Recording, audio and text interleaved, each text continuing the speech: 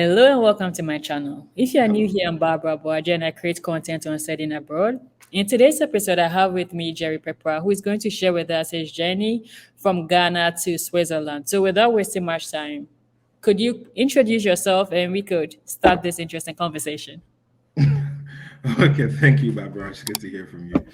My name is Jerry Pepraosu. In my final year in my PhD in Switzerland, and yeah, it's been a wonderful journey.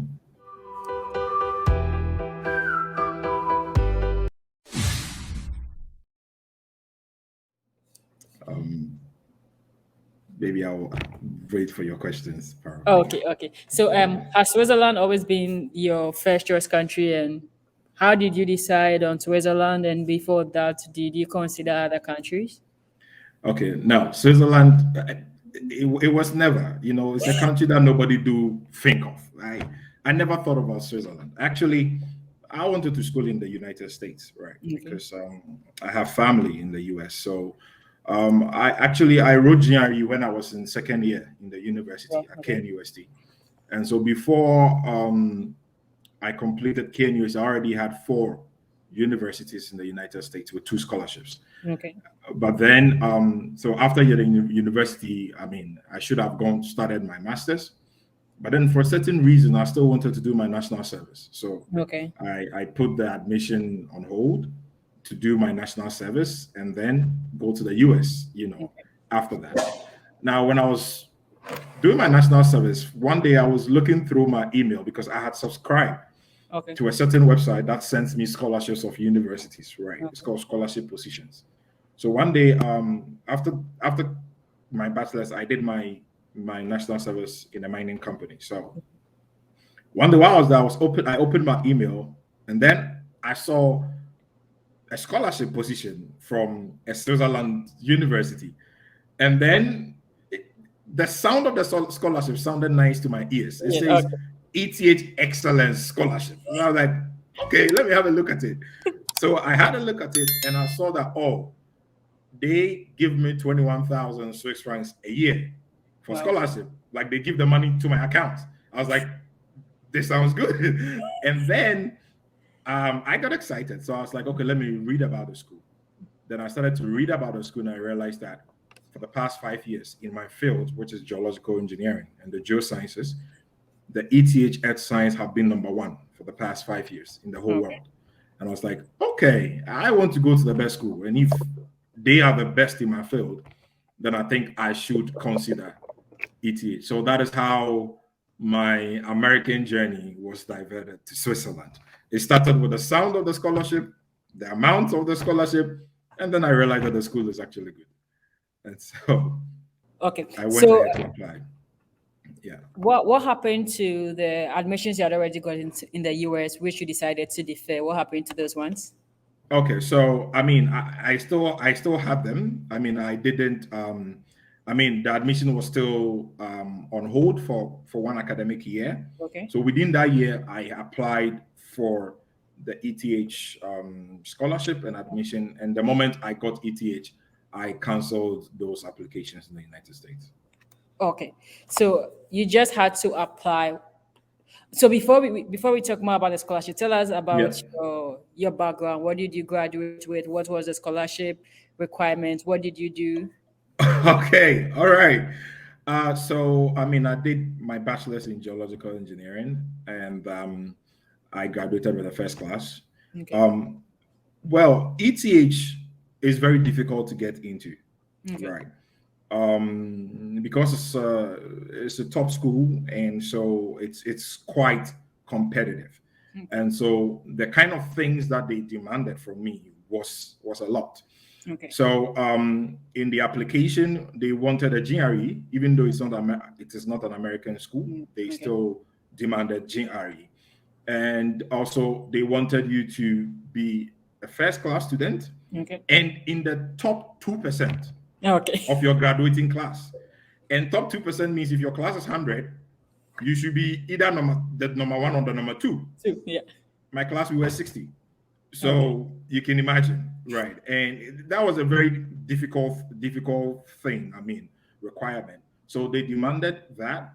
And also, because I wanted the scholarship, you have to write a master's thesis proposal, what Okay. you want to do for your master's thesis, and then you have an interview as well. This is for the Okay. scholarship, not the general admission. Mission. But if Okay. you are applying for the excellence scholarship, the extra addition is the interview and then the master's thesis proposal. And so Okay. all these things, I was lucky because I already had the GRE, Okay. and then the master's thesis proposal, I was able to write it in a couple of Okay. weeks. I already had my transcript because I've already been applying to other schools Cool. Okay. already. I already had my personal statement, so it was easy for me to just put them together and apply. Okay. And did you apply for the scholarship with the school together, or you had to wait once you got admission, then you applied for the excellence scholarship? So for the excellence scholarship, you apply together with Okay. your general application. So in the general application, there is a checkbox Okay. which says that do you want to be considered? Actually, there are two kinds of scholarship. Okay. Within the excellence scholarship, there is a first original excellence scholarship, Okay. and then we have the MSP scholarship. Okay. The difference is just 3,000 francs. So Okay. the excellence, they give you 21,000, then the MSP, they give you 18,000. Right. Okay. So there is a checkbox on which scholarship you want to be considered, and then you take it. Okay. And out of the 21,000, you pay your fees out of that, your living expenses, your accommodation, everything is in that. So in the 21,000, they pay your tuition fees for you. So this tuition fee of 850 together with a semester fee, the Okay. school is part of the scholarship. The school pays it. But this 21,000, they put it in your account at the Okay. beginning of the semester. So they divide it into two. Okay. So that'll be 10,005. So at the beginning of the semester, they put this 10,005 into your account. And actually, this money is for your living expenses. So you will Okay. use some for your accommodation, for your food, and every other thing else. That means you were living like a big boy in Switzerland. Technically, well, I mean, it was good. It was good. It Okay. was good. Let's talk about the interview. What were some of the questions that were asked and how difficult was it? And you also talked about the research proposal. Who decided on the topic? What was the process in doing that? Okay, so lucky for me, because I was working in the mines, I was able to foresee a lot of challenges that they were facing, Okay. and most importantly, actually, what inspired me to go further, even further. Although I know I wanted to study further in my education, but what made me want to go really further was working in the mines, right? Okay. Some of the softwares and the programs that we were using, I was quite fascinated about how the software works. Okay. And I wanted to be on, because I was like, okay, this guy who designed the software is an engineer and also a computer scientist. He combined both. And I wanted to be that. Yeah. And so I saw a lot of challenges, especially when I was working with the exploration team, Okay. that I thought that, okay, if we can find a solution, if you can find a software that can make this faster, Okay. that would be great. So I used that to write my proposal, and they were much more fascinated about that Okay. in the interview, even though maybe technically, because I helped a colleague to join me later Okay. in Switzerland. They didn't ask him any of those, but for me, they were quite interested at the mining industry, the challenges that I was facing there, and what ideas do I think can help solve such issues. So my interview was more on this, and my proposal too was closer to these findings that I found in the mines. Yeah. Okay. Okay, that's good. And during your application, did you use any resources to help you with your applications? Did you contact like past students? Like, what do you know anything that made your application stand out? And how did you and how did you feel once you got a scholarship? To be honest, again, Switzerland is not a place that people come to, Okay. and so actually, I was the first Black person in my department. Okay. Because I wanted to Right? ask you if there were other Africans. No, Okay. I was the first Black student in the earth science department, and they used to call me the one. And later, when my friend joined, they started calling him the other one. Okay. So I was quite special in my Okay. department. So I didn't have anybody to ask. So, but what I did was that every step of the way, I was calling the school. Okay. I was calling the department, I was calling the international office to ask them, and they were very nice. They will pick up the call, speak with you, show you all the things that you need to know. And that Okay. was what helped me. I realized that actually when you call them, they pick up and they speak to you. Exactly. And that's the best way. So Okay. that is what I did. Okay. Yeah. Okay. That's great. So, how did you feel when you got a scholarship? Now let me tell you something funny that happened. So in ETH, when you apply, your transcript needs to be sent Okay. directly from your university. Okay. And within that first November to 15th December, you should submit everything. Okay. Now, after the deadline was over and I submitted my documents, then early January, they sent me a message that, oh, they asked that my school send my transcript, but I sent my transcript myself. So, okay. However, they want to give me a chance because they see that Oh, my profile is good. So okay. they're giving me 2 weeks to let Okay. my school send directly the transcript. And so I was scared. I was like, oh, I made a mistake. Am I going to get it? Am I going to get it? And then I came to KNUST. Oh, I love the KNUST engineering department. They did it quickly. Oh, that's great. They did it quickly. They sent it. And then I was there when I received a message for the interview. And then I had the interview. And one day I was in the mines, working. And then I had a call from home from my mom. And the funny thing is that the admission comes first. And Okay. then later the scholarship letter comes later. Okay. And so the admission came and I was, waiting for the scholarship. Sure. And then one day I was there in the mines and then my mom called, oh, I got a letter. It's coming from abroad. I was like, read it to me. and my mom is not that good with the English. So she was like, oh, I don't understand. I was like, give it to my father, let my father read. So my daddy took it and was like, oh, we are pleased to say that you have won the X. I was like, Daddy, it's okay. That's what I want. I started jumping. It was exciting. I was screaming. I was excited. I was so happy. Yeah. That's great. So now you've gotten admission, you've gotten the scholarship. Now let's look at the visa part. How difficult was it to get the visa?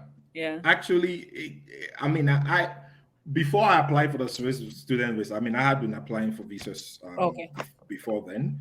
I was part of ICT in Kenya. We used to travel to Germany and all that. And so the visa process was quite smooth. I went to online and every information is on the school website. So the school gave a systematic approach, chronological approach on what you need and what you need to do. So I applied online, downloaded the visa application form, put all my documents together. And then I booked an appointment at the Swiss Embassy in Accra. I went there, I submitted my documents.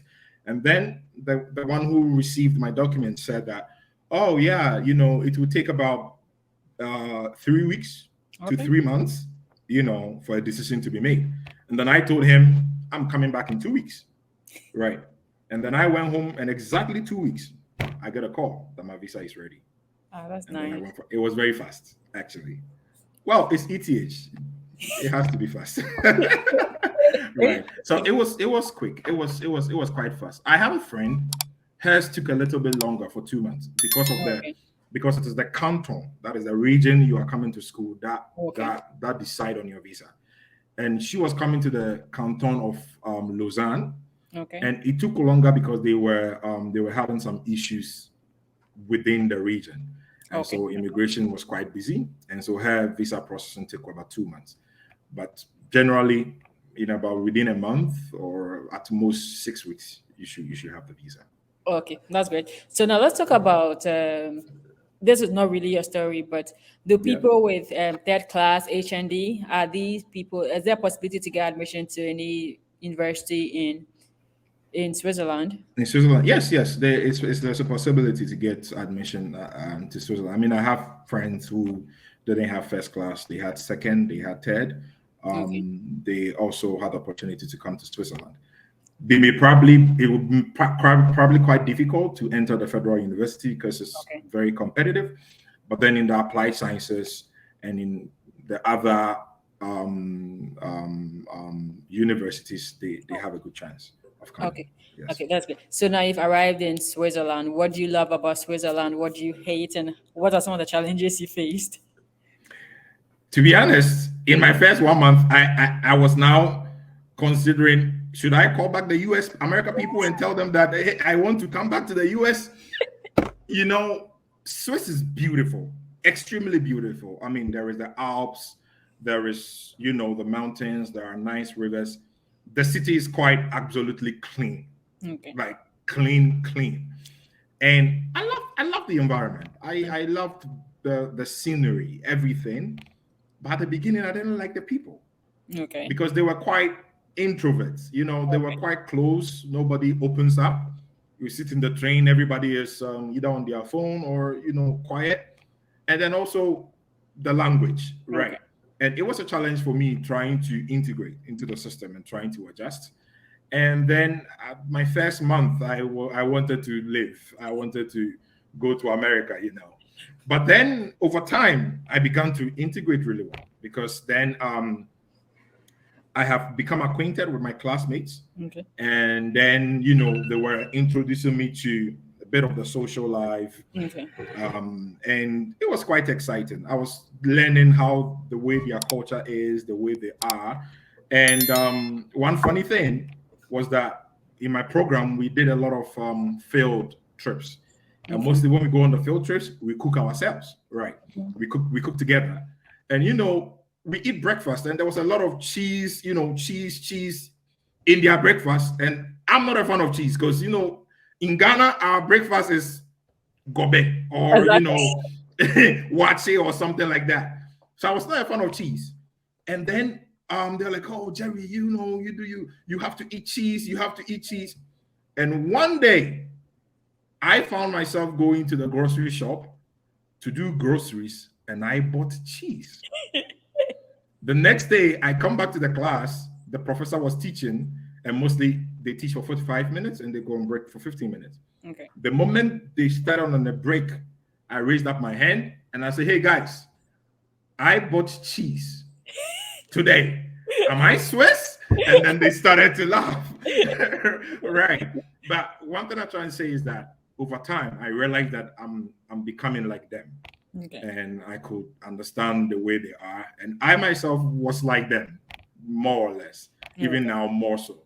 So Okay. yes, I mean, at the beginning, I think it's everywhere. It's quite difficult Exactly. to integrate I because agree of with the you. different cultures.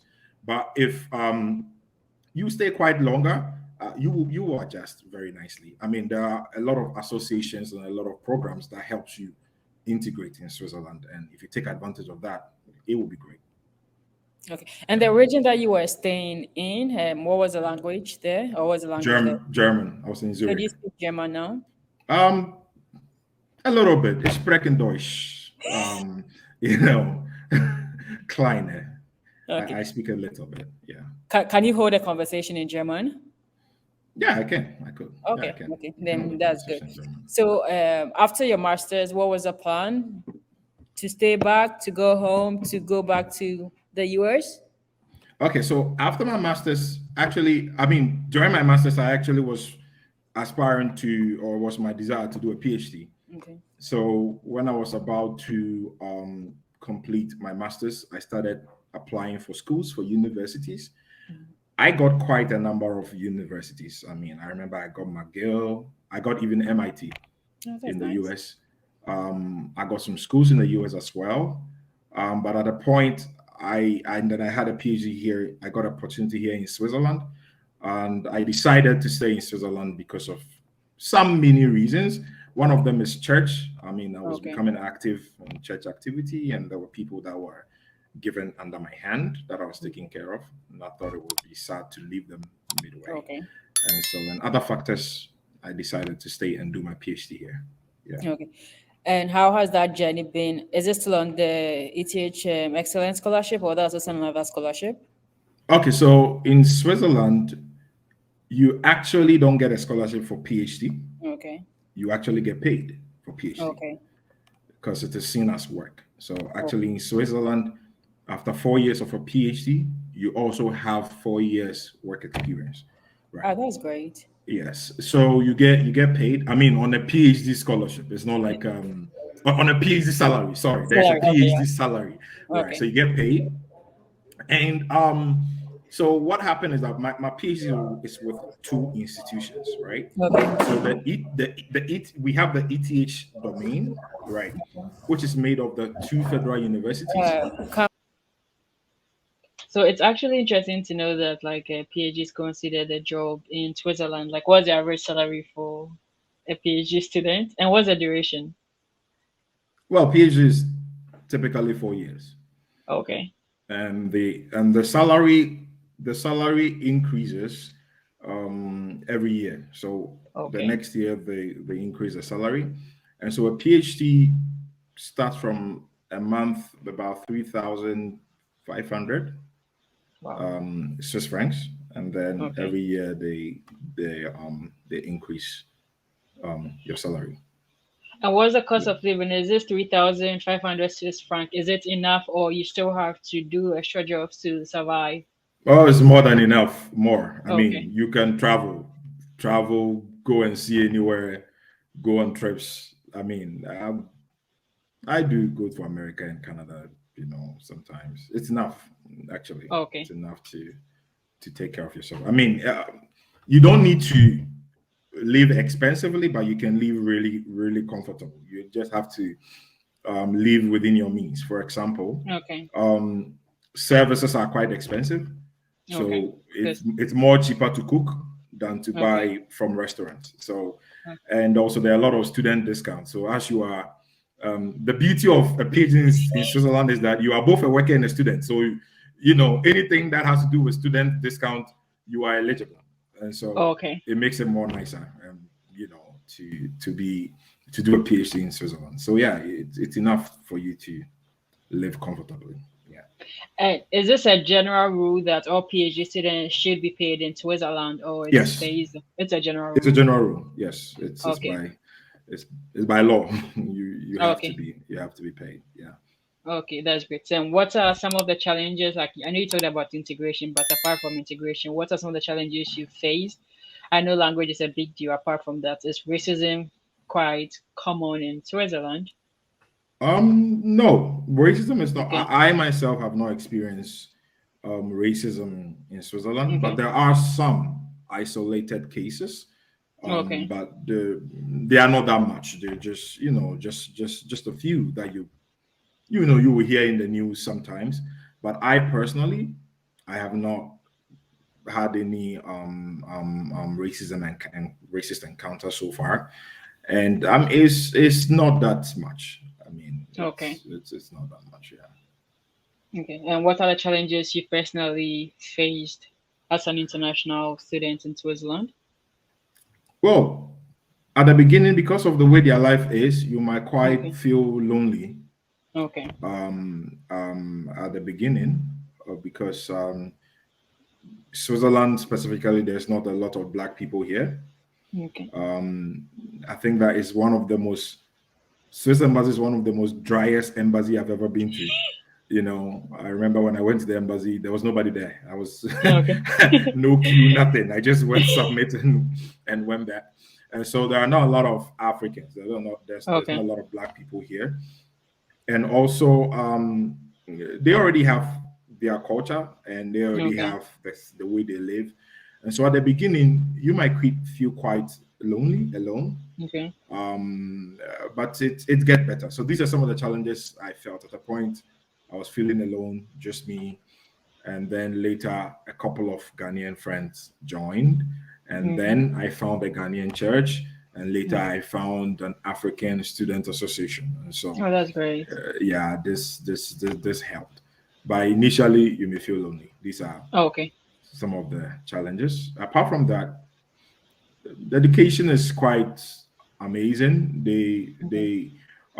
Especially they like to train you as a professional, and Okay. so even in your studies, there are most of the courses is like a project, Okay. and the final exam is a project, and then you provide a project report, and then that's the exam actually.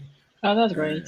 yeah, so they train you like the professional, so which I think is good. It's not a challenge. I mean, if you are from Ghana, you'll be able to cope and work with them. Yeah. Okay. That's great. So after your studies, what are some of the postgraduate opportunities available after your studies? Do you have to go back to your country? Oh, mostly there are postdoc Okay. opportunities for you. Sometimes within your laboratory, mostly your laboratory will want to extend your research, Okay. and so you can do a postdoc. You can also get a job, right? Okay. But one amazing thing is that mostly because of this European funding association, the Horizon Yeah. 2020, Okay. most of the research funds are coming from this Horizon 2020. So what Okay. happens is that the countries put their money together and then they redistribute the money to all Okay. other countries as needed for research. And mostly your PhD is not your project is not you alone. It's a Okay. it's a whole group of people working on different parts of a Okay. whole bigger research, and so there are a lot of opportunities within the group. Okay. So if you finish, you can maybe get an opportunity in France or in Germany or even here in Switzerland within the same research group that you are working on, and that makes it very amazing. Yeah. Okay. That's great. So this is with regards to the research, but let's say people who are not in the research field, when you are done, Yeah. do you get like a postgraduate work permit to work for a number of years, or is it Okay. not going to research?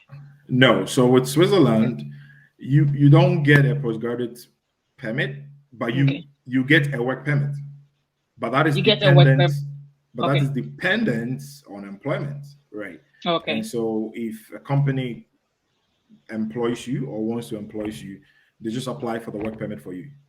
And so Okay. whether they will classify the job as a beginner, an entry level, or a postgraduate level, if it's considered as work, your employer has to apply for a work permit for you. For instance, my PhD, even though it's PhD, I already said that it is also work.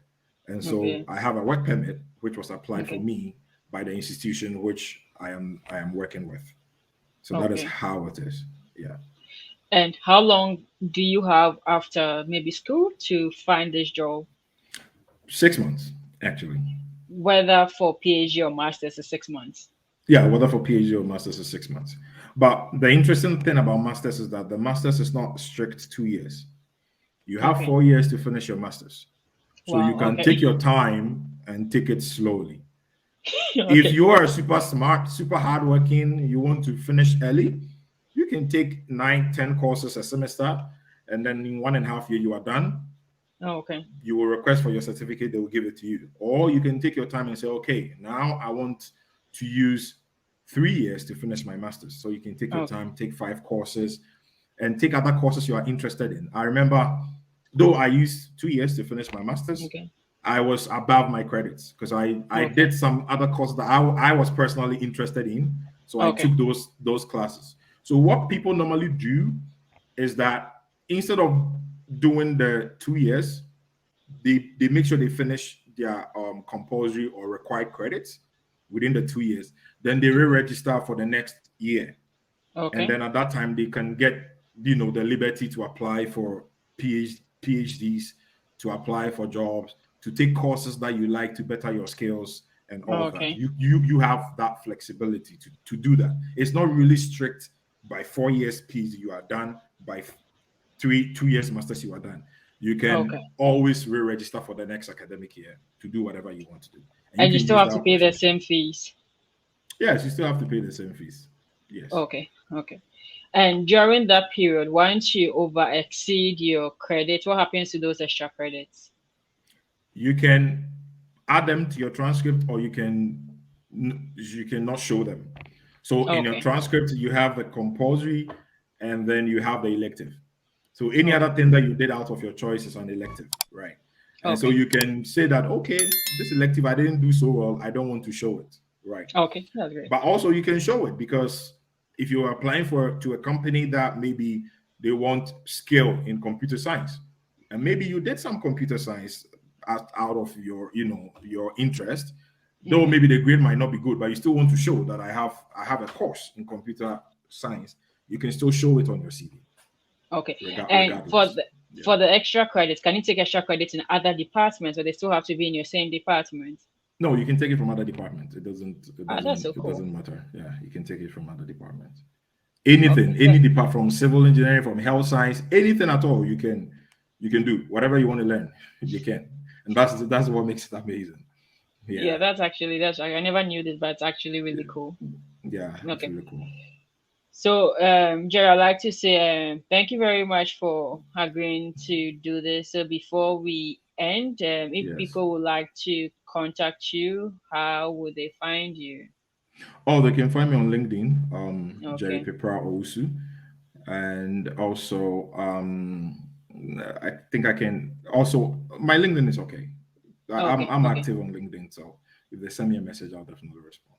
Okay. That's great. And what are your final words to the viewers watching? Well, my final words is that you should not be afraid to go for what you want in life. Whatever that you give much passion to, you develop much energy to accomplish it.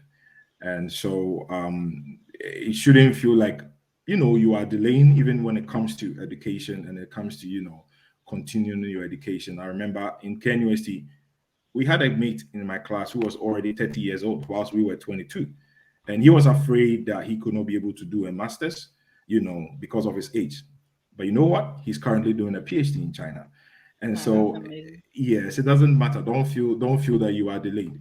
Whenever the opportunity comes, just grab it, go for it, and yeah, you'll be great. Yeah. I thank you. And what are your plans after your PhD? Will you be coming back home? um Not yet, because of Okay. the kind of research I'm doing.